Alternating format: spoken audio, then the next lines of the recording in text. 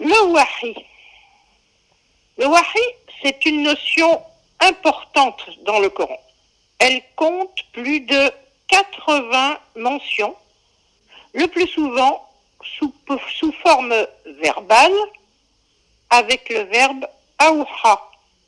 On ramène souvent le sens de cette notion à l'inspiration, celle que reçoit Mohammed pour la transmettre aux membres de sa tribu, d'abord en période mécoise.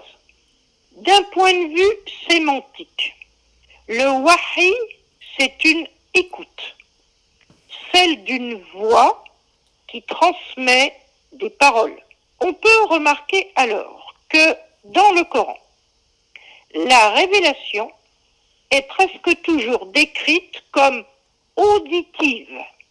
À cela, il n'y a que deux exceptions qui associent cette écoute à une vision.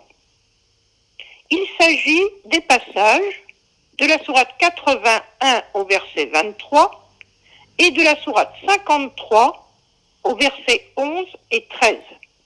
Dans ces deux passages, les exégètes médiévaux du Coran se sont hâtés d'identifier à Gabriel celui qui transmet cette écoute et que le Coran nomme comme le messager fiable, Rasoul Karim.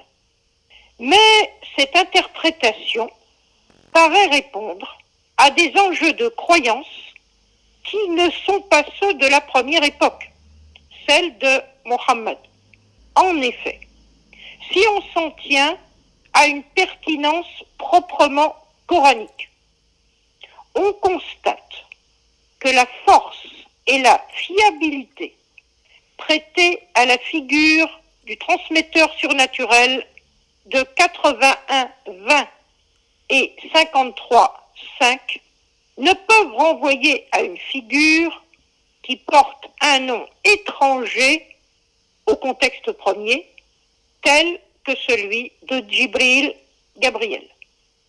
La force et la fiabilité de la figure surnaturelle évoquée sont avant tout soulignées, non pour nommer une figure individualisée d'origine étrangère, mais pour la mettre en opposition avec une figure de djinn. Celle-ci, la figure de djinn, est d'ailleurs évoquée dans 81-25.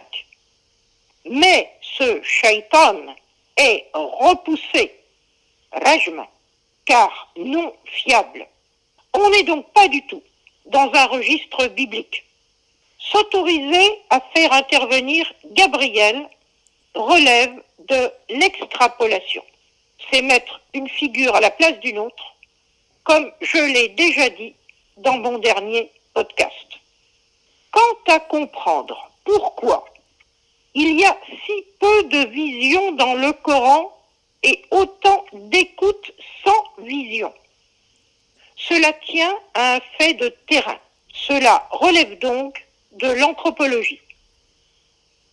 Dans le monde du désert, en approche d'un campement nocturne, on écoutait avant de voir et de se faire voir, car on ne savait pas si les occupants du campement étaient des amis ou des ennemis. Il y allait donc de la vie. De plus, alors que la parole assermentée et solennelle est considérée comme fiable et peut s'inscrire dans la mémoire collective des tribus, souvent la vision n'est que mirage. On ne peut donc se fier à elle. À très bientôt.